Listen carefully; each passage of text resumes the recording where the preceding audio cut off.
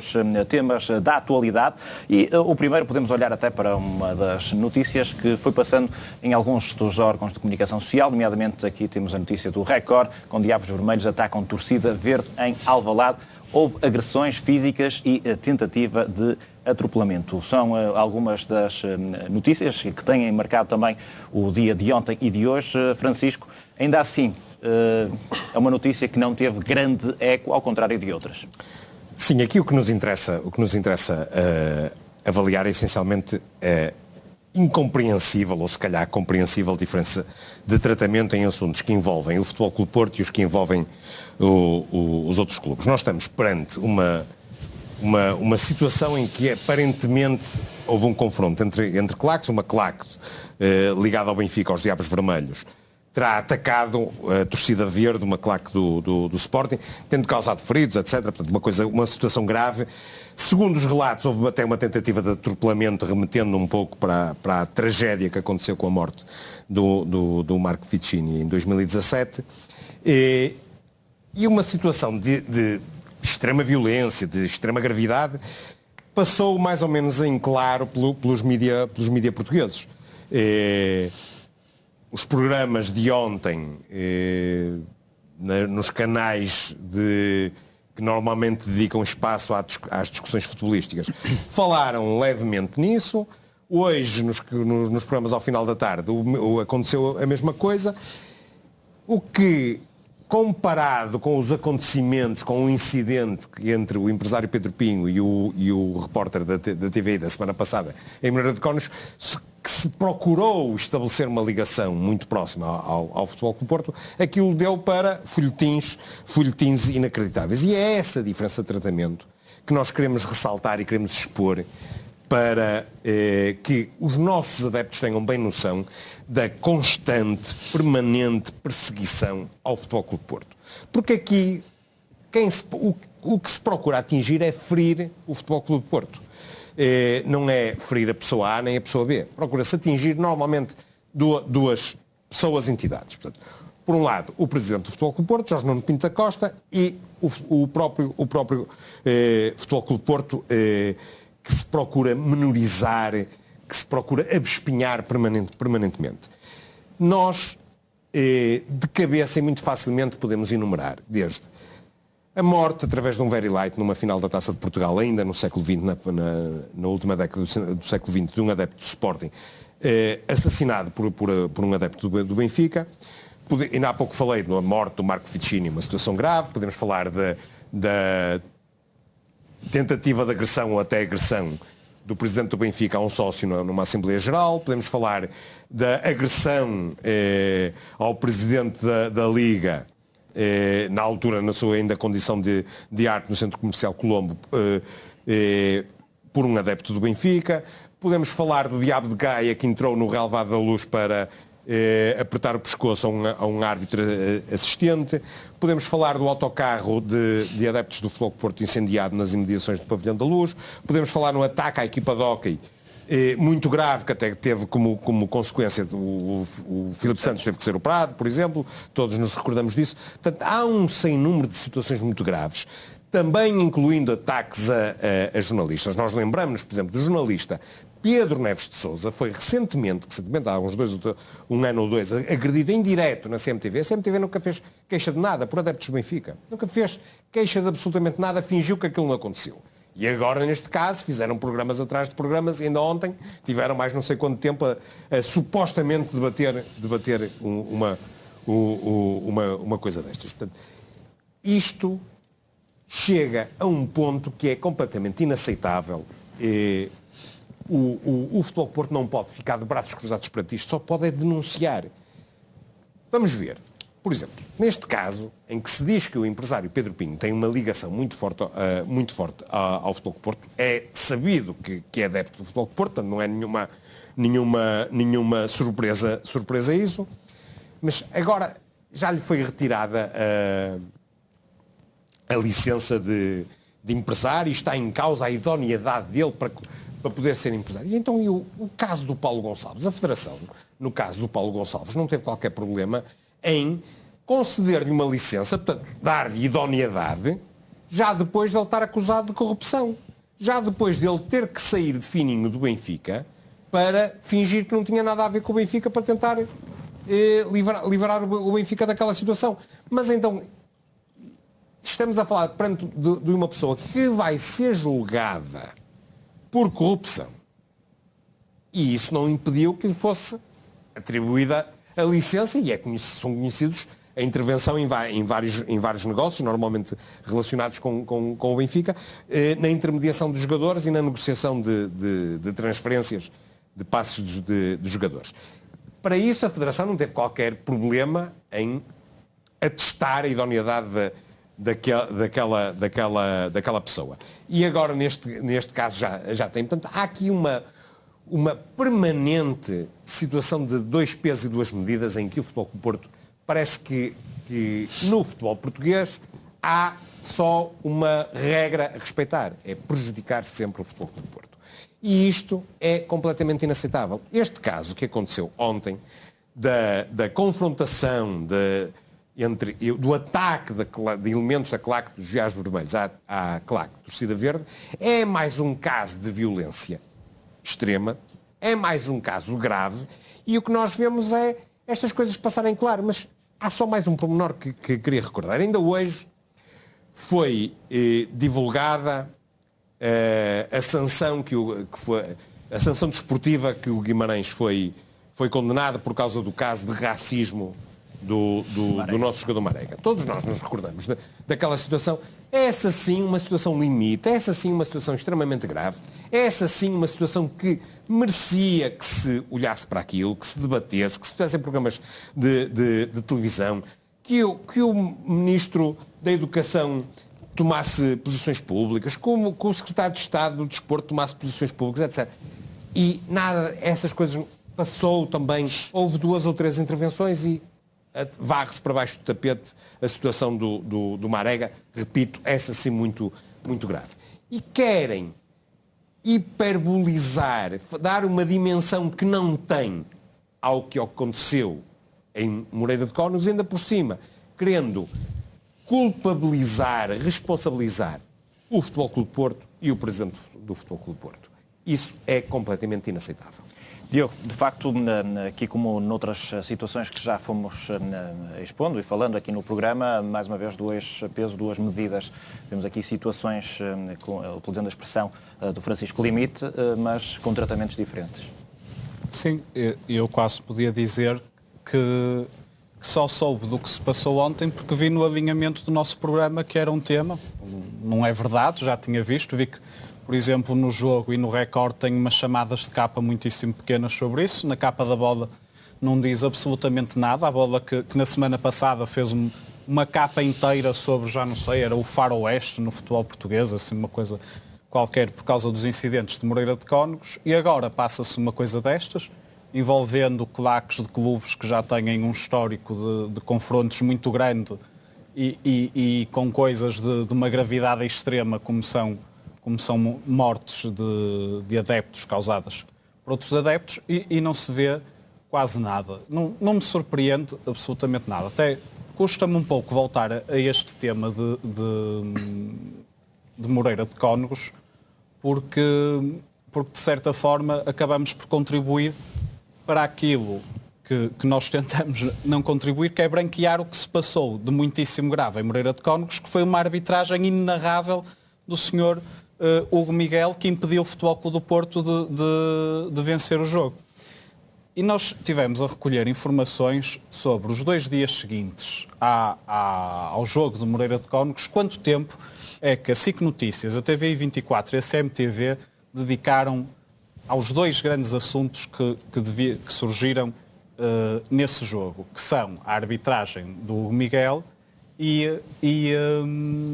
o incidente com o repórter de imagem da TVI. E o que se vê é esta desproporção absolutamente gritante, que só a SIC Notícias é o mais equilibrado. Ou seja, só falou 3 vezes mais tempo sobre um incidente com o repórter de imagem da TVI do que sobre a arbitragem do Hugo Miguel. Se olharmos para a TVI, para o caso da TVI 24, temos ali uma perfeita aberração, mais de 5 horas dedicadas naqueles 2 dias àquele problema.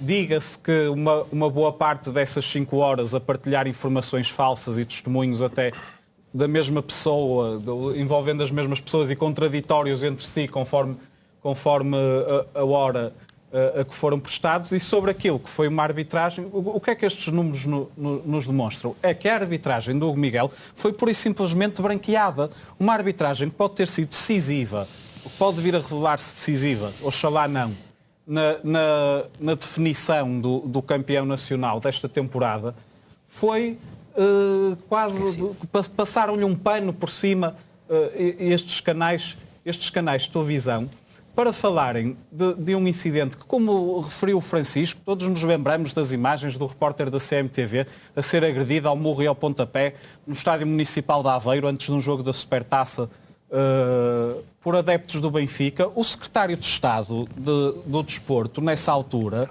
sabem quem era? Era João Paulo Rebelo, o mesmo que veio agora falar e dizer que mandou para a Comissão, que fez queixa. O Ministro da Educação, com a tutela do Desporto, quem era? Era Tiago Brandão Rodrigues, o mesmo que veio agora falar. O que é que disseram na altura sobre isso? Não disseram absolutamente nada. Também nos lembramos de ver um repórter, um jornalista da TVI ser agredido junto ao estádio de Alvalade, também não há muito tempo, julgo que em 2018.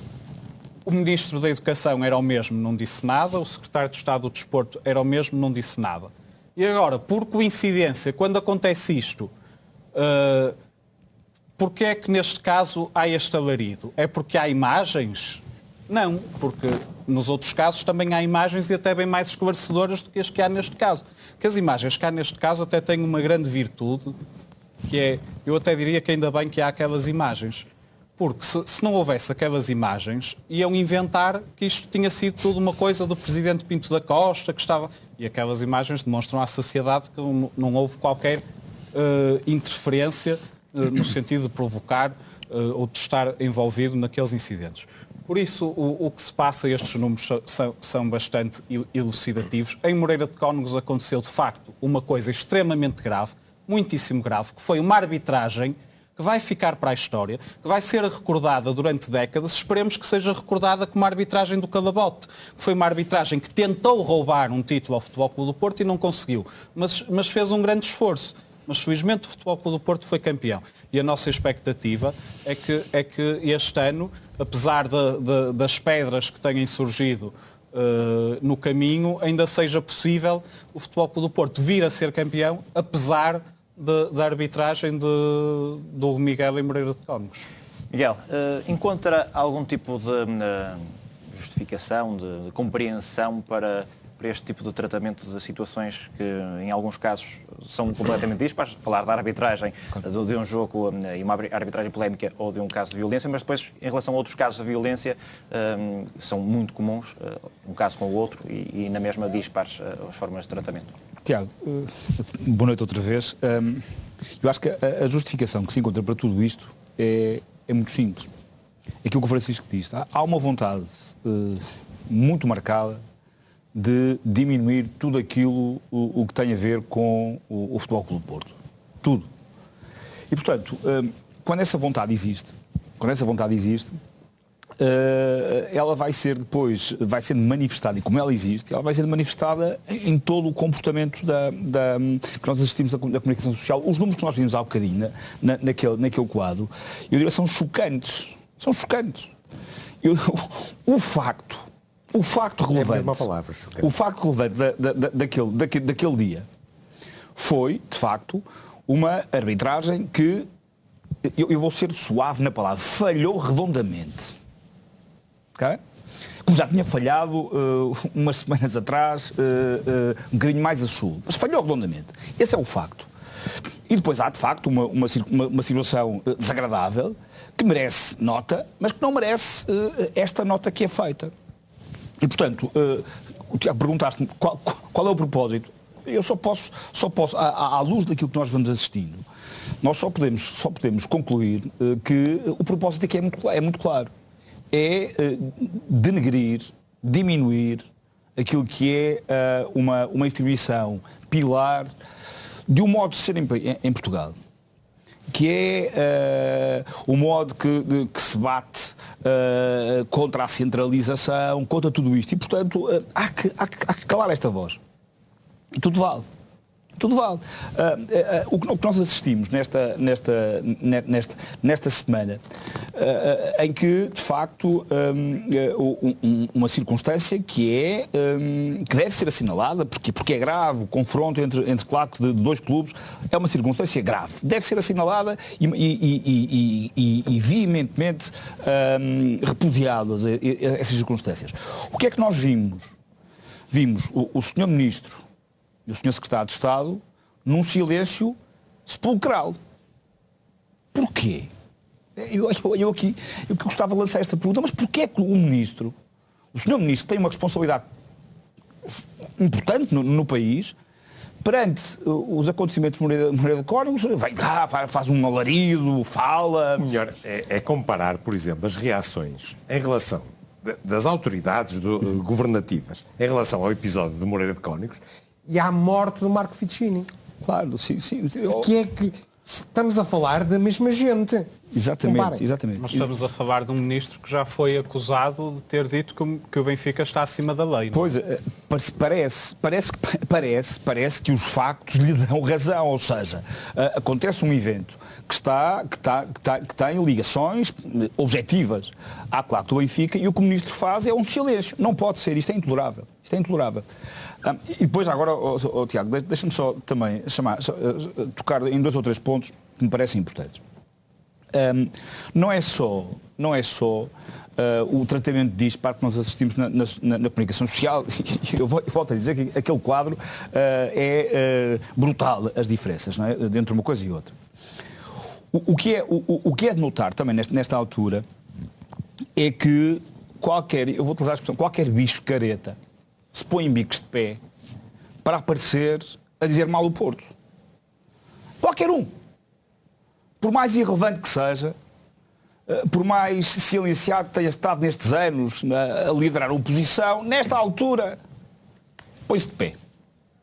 Curiosamente, uma semana passada, o que nós assistimos é que as mesmas figuras que na outra segunda-feira vieram, fizeram cartazes, fizeram declarações, foram para o Twitter, para o Facebook, para todo lado, dizer que não pode ser isto tem que acabar, hoje, depois daquilo que vimos ontem, mantém um silêncio, parece o som do silêncio, mas um silêncio a fazer doer os ouvidos.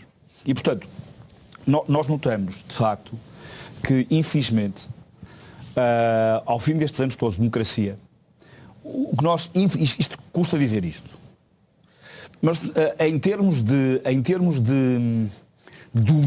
manipulação da realidade, no que ao Porto diz respeito, a diferença não é nenhuma. Vindo do outro lado, qual é a grandíssima diferença? Está em nós portistas. Eu já disse aqui uma vez. Na capacidade que tivemos de eleger os meios que nos prestam informação independente. Ora nem mais. É isso. A diferença está aqui. É que nós hoje temos, apesar de tudo, apesar de toda esta máquina que está montada, temos o acesso, continuamos a ter acesso à informação e, portanto, conseguimos confrontar o que é falso, o que são fake news, o que são manipulações, com a realidade. E estamos atentos e não nos deixamos enganar, Tiago. E é a perfeita forma também de fazermos a ponte com o próximo tema, até porque estamos numa semana de clássico entre Benfica e Futebol Clube do Porto. Ficamos a conhecer também recentemente que Artur Soares Dias será o árbitro da partida. Uma situação normal, uma nomeação, mas entretanto isso já levou a destaque nas televisões. Vamos ouvir este momento da tarde de hoje na TVI.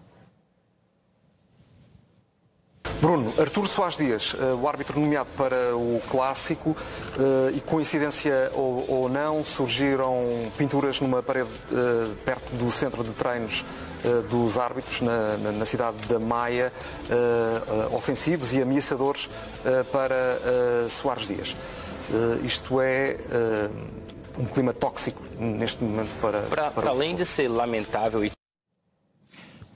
e tóxico, Francisco. Isto é de facto lamentável e tóxico porque isto é uma manipulação grosseira da TVI e Como sempre acontece, nós não falamos de nomeações de árbitros antes dos jogos acontecerem. O árbitro foi nomeado, para nós é aquele árbitro, não temos nada a dizer. A nós o que nos interessa é esta manipulação, esta mentira que a TVI acabou de fazer. O que é que a TVI fez hoje? Quis passar a ideia de que alguém ligado ao Futebol Clube do Porto, após ter sido conhecida a nomeação do árbitro para o jogo de quinta-feira, foi ali próximo do local onde os árbitros treinam e fez umas pichagens agressivas, insultuosas para com o árbitro do nosso jogo. Pura mentira. Aquelas pichagens estão lá, não sei quem é que as fez, não sei de que clube é que é, mas estão lá há meses, pelo menos há meses. E como é que nós conseguimos ter a prova de que estão lá há meses? Qualquer pessoa pode consultar o Google Maps, ver a data da imagem e ver, nós temos essa imagem para mostrar aos nossos espectadores, e podemos ver que no dia 26/2 a imagem já lá estava. A imagem não, a pichagem já lá estava. Qualquer pessoa pode fazer isto e facilmente comprovar a grosseira manipulação da TVI. Uma mentira. A TVI transformou-se numa coisa ainda pior que a CMTV no ódio ao Futebol Clube do Porto. É isso, não é indistinto, não é indiferente. Dois personagens. O Rui Pedro Brás, ainda recentemente denunciado como um benfiquista dos 4 costados, eu diria dos 40 costados, com toda a certeza, e o Sr. Luís Bernardo. É ver onde está o Sr. Luís Bernardo, que estava no Benfica, saiu do Benfica, e ver com quem é que ele trabalha hoje em dia. Pois trabalha com as pessoas que são proprietárias da TV. E nota-se muita influência dele nestas coisas, nestas manipulações grotescas. Vamos ver se a TVI vem pedir desculpa por esta manipulação grosseira, por esta tentativa de, mais uma vez, procurarem colocar um penso nos adeptos do Futebol Clube do Porto que não lhes cabe. Não há ninguém ligado ao Futebol Porto ou ligado até a qualquer outro clube foi às imediações do local de treino dos árbitros na Maia fazer qualquer pichagem desde a nomeação. Seja de que clube for, aquilo foi feito pelo menos em fevereiro já lá estava. Pelo menos. Isto é mais um exemplo, é só mais um exemplo desta situação inaceitável, incompreensível, desta gente que não tem escrúpulos, não tem deontologia, não tem... Reparem uma coisa. O Sr. Rui Pedro Brás nem sequer é jornalista. Está ali a usurpar uma função, mas isto faz às claras toda a gente, e há alguma autoridade que se preocupa com isso. Então também não devia haver um cuidado por quem rege estas coisas, de perceber que estamos perante alguém que está ali a difundir, supostamente a difundir informação falsa. Este caso nós vimos ali o jornalista a dizer, apareceu isto, para tentarem ligar ao Futebol Clube do Porto, para tentarem depois dizer que o Futebol Clube do Porto procurou influenciar isto e aquilo. Como acabei de dizer, não há um único caso de alguém do Futebol Clube do Porto, depois de qualquer árbitro ter sido nomeado, ter proferido uma declaração pública. Até ao jogo, ninguém o faz. É assim que deve ser e assim continuará a ser. Não tentem continuar com este tipo de manipulações, porque nós estaremos cá sempre para vos denunciar quem faz este tipo de coisas e para os envergonhar. Vamos ver se eles têm dignidade de reconhecer o erro. Diogo, em semana de clássicos, parece já ter começado a ser jogado pelo menos fora das 4 linhas. Sim, e sem grande surpresa vemos a TVI ir atrás da mais vigarista das propagandas que anda por aí, que é a propaganda das redes informais do Benfica, nomeadamente de alguém como o Hugo Gil. Porque a origem disto, tanto quanto eu me pude perceber, foi o Hugo Gil, aquela figura que se sabe que era funcionário do antigo diretor de comunicação do Benfica, que esta tarde... Volta a haver esta ligação, Luís Bernardo, Hugo Gil, Benfica, TVI, falta aqui o... E esta tarde fez esta publicação. Centro de Treinos da Maia vandalizado após nomeação para o Clássico. Começou a coação. E o que é que a TVI faz? Dá eco a isto. Não sei, ele terá sido o Hugo Gil foi atrás da TVI. Pois, eu não sei, cronologicamente o Hugo Gil publicou primeiro. É uma questão do Luís Bernardo dizer a quem é que telefonou primeiro. Pois, é que... Só o Rui Pedro Brás, só o Hugo Gil. Essas eram as questões que eu ia levantar, que é se o Hugo Gil é fonte da TVI, se a TVI é fonte do Hugo Gil, se o Hugo Gil e a TVI alimentam-se das mesmas fontes, ou se o Hugo Gil e a TVI produzem fake news em conjunto. Ou até se o Hugo Gil é o alter ego do Rui Pedro Brás. Exato, se é o Rui Pedro Brás que inventa tudo isto, eu não me admirava. Porque aquilo que foi feito, e ainda por cima, eu, sem qualquer informação, suspeito que o pobre do moderador daquele programa da TVI até quase tenha sido levado ao engano e puseram, diz lá isso, que é para os outros irem atrás, nomeadamente o Rui Pedro Brás. Agora, lançar aquilo assim, por coincidência ou não, aparece uma coisa destas. E depois estão lá os outros. Bruno Andrade, Rui Pedro Brás e, salvo erro, Nuno Dias. A comentar aquilo como se fosse um facto de hoje, durante... Não foi pouco tempo, não foi 30 segundos. Estiveram ali a comentar e como isto é uma vergonha e tal, e que coincidência, e porque as letras são azuis e tal. É absolutamente nojento. Procura condicionar muito o ambiente mediático em que se desenrola o clássico. Percebemos quem é que procuram servir. Eles procuram servir o mesmo que o Hugo Gil serve. Com a vantagem do Hugo Gil o fazer à descarada, não é? Até se chama Hugo Gil e Benfica, o Rui Pedro Brás também se podia chamar Rui Pedro e Benfica, Rui Pedro Brás e Benfica.